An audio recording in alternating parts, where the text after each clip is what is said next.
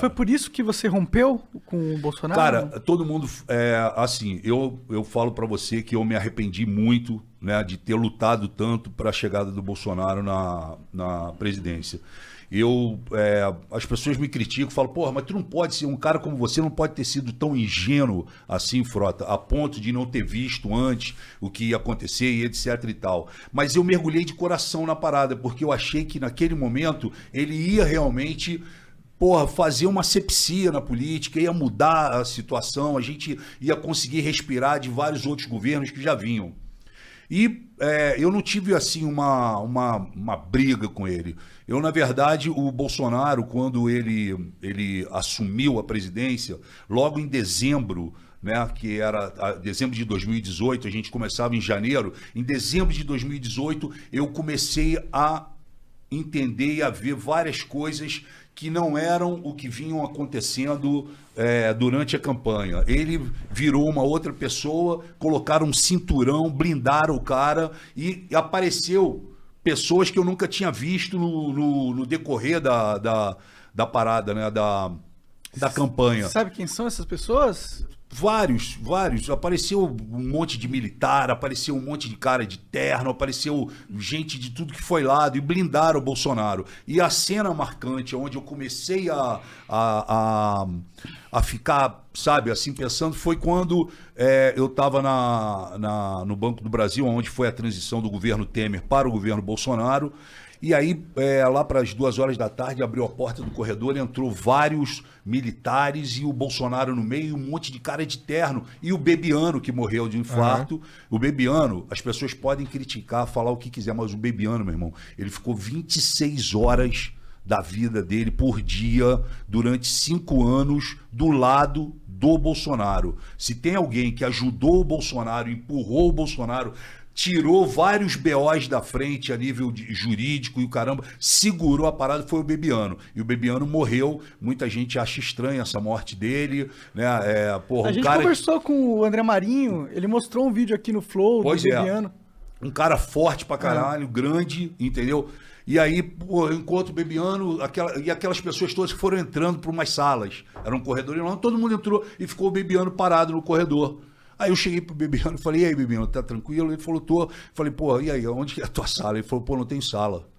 Eu falei, como tu não tem sala? Ele falou, pô, eu não tenho sala e não sei o que eu vou fazer ainda no governo. Tu acredita, Frota? Eu falei, pô, não acredito. Pra mim, tu ia ser o cara, pô, tu ia ser o líbero da parada. Tu ajudou o cara a sentar nessa cadeira. Pra mim, tu era o líbero. Tu não precisava nem ter cargo. Sim, tu era o cara que ia chegar, Bolsonaro, é o seguinte, tô precisando coordenador disso, ali. Um coordenador, né? Ele falou, pois é, mas não tenho. E eu tô achando muito estranho as coisas, Frota, porque começaram a me tirar de reuniões, eu não sei para onde eu vou, sabe? Aí tentaram acochambrar ele ali na Secretaria-Geral da Presidência, enfim. Mas qual que era o problema com o Bebiano em si? Eu não sei qual foi o problema Entendi, com o Bebiano. Só o que eu senti foi o seguinte, irmão. Se você corre junto uma temporada e você ganha, porra, você tem que comemorar junto. Com você certeza. não pode largar um cara como o Bebiano sem sala. Isso para mim foi muito marcante. E acendeu uma luz. E fora outras coisas que eu vim vendo. Mas aí quando chegou em janeiro, o Bolsonaro me chama e fala assim, ô Frota, o Temer, através do Onyx Lorenzoni, pediu a cota dele no nosso governo, que é justamente um ministério, uma secretaria. Como o Bolsonaro se vinga da classe artística por causa daquele hashtag ele não, que a Daniela Mercury foi uma das que comandou aquilo, e vários outros artistas, e os artistas foram contra a eleição dele, o Bolsonaro se vinga da classe cultural. Então o que ele fez? Ele, assim que ele assumiu, que ele sentou na cadeira, ele tirou o Ministério da Cultura e transformou numa Secretaria de Cultura. Ele já diminuiu ali. E aí, como o Temer tinha pedido ao Onyx uma fatia, Bolsonaro chegou para mim, e eu tenho gravado isso, que dia eu posso até mandar para vocês, o Bolsonaro, o Onyx chega e fala, ó, precisa colocar o Osmar Terra em algum lugar. E aí o Bolsonaro coloca o Osmar Terra na Secretaria de Cultura, sendo que o Osmar Terra nunca fez nada pela cultura do país. E aí o Bolsonaro me chama e fala, Frota, é o seguinte, não gosto do Osmar Terra, ele não vai fazer nada pela cultura, mas eu preciso o seguinte, embaixo da secretaria, do secretário de Cultura, tem 6 secretarias importantíssimas para o fomento da cultura no país. Lei Rouanet, direitos autorais, praças públicas, monumentos e etc., diversidade, audiovisual e não me lembro agora qual que é a outra. São 6. Então o Bolsonaro chegou para mim e falou, pô, Frota, vê se você pode ajudar o Osmar Terra e monta para mim esse cinturão embaixo dele. Então eu fui para campo, eu conheço muita... Antes de continuar, só que eu tenho uma dúvida nessa sua história. Por que o Temer poderia pegar uma parte dele? Porque isso é um jogo político, né? MDB é um jogo político. É o Temer pegando a cota do MDB. Do MDB. Entendi. É isso. Entendi. Se eu não expliquei... Aqui eu não entendo muito. Os partidos, quando fecham, vamos eleger o Monark. Vamos eleger o Monark? Então tá, Monark, a hora que você sentar, nós vamos te colocar lá. Mas a hora que você sentar lá é o seguinte, nós queremos essa secretaria aqui. Entendi. Tá fechado? Essa era a missão do Temer como líder do partido. Você fatia o governo. Pode crer. E você acaba fazendo o que ele tinha dito que não faria. Inclusive na campanha e na entrevista dele na TV Globo. Sim. Que ele fala, eu jamais vou fatiar o meu governo, eu não vou aceitar que o Centrão fique junto comigo, porque no Centrão tem corrupto, bandido, safado, não sei o que, coisa e tal. Um presidente não consegue governar fatiando o governo, e ele fez isso. E aí, quando ele me chama, eu fui em campo, não fui buscar amiguinho meu, fui buscar pessoas que realmente entendiam da situação. E convidei essas pessoas, algumas aceitaram logo de início, outras tinham que se desvencilhar dos seus empregos e etc e tal, e montei esse cinturão para dar suporte para um cara que não entendia de cultura, que não sabia o que era a Lei Rouanet e que deu uma declaração quando foi convidado como secretário que de cultura ele só entendia tocar berimbau. Aí, eu montei para ele e já era no final do ano, o Osmar Terra, a família dele, mora no Canadá. Então ele falou, olha, Frota, eu tô indo pro Canadá, a gente resolve depois. Eu falei, não, vamos fazer o seguinte, teu avião vai fazer uma escala em São Paulo, você vai ficar lá umas 3 horas, eu vou levar todo mundo para um restaurante no aeroporto e vou te apresentar os seus possíveis secretários e etc e tal. E como você não entende, você pode estar certo que eu estou colocando aqui pessoas que realmente são do meio, sabem, tratam bem de cada tema. Tranquilo. E aí ele foi no avião dele, enfim, eu montei toda a situação lá no restaurante, no aeroporto, enfim, e apresentei todo mundo para ele. Falei, esse aqui, essa aqui, esse. Apresentei o secretariado dele.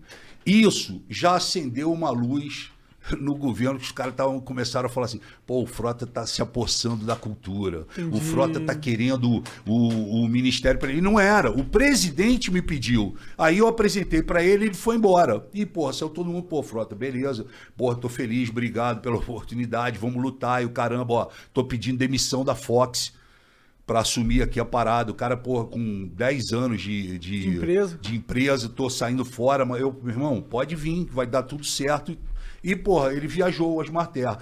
E o Osmar Terra viajou, passou o ano novo, essa coisa. Quando ele volta, ele se encontra com o Onyx Lorenzoni, os dois são do Rio Grande do Sul.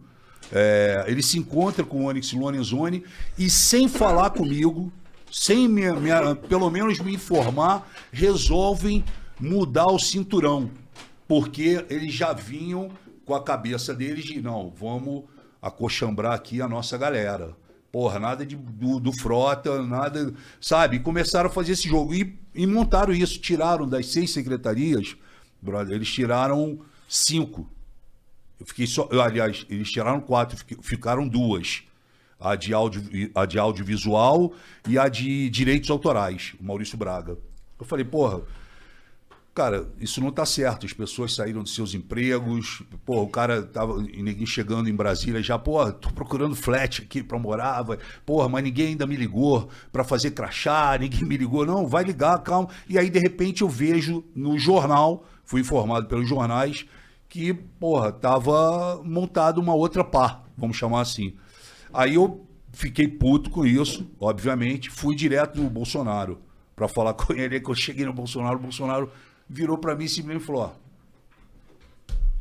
não quero saber, irmão, isso daí é problema teu, porra, não vou arrumar confusão, Frota, pelo amor de Deus. Falei, caralho, como pelo amor de Deus? Você pediu para eu montar uma parada, eu tirei as pessoas, botei as pessoas aqui e agora você me fala, pelo amor de Deus? Não, porra. E, cara, um monte de gente falando na cabeça dele, não, é amigo do Frota, vai dar problema, aquela porrada de coisa. Enfim, limou os caras, eu fiquei puto.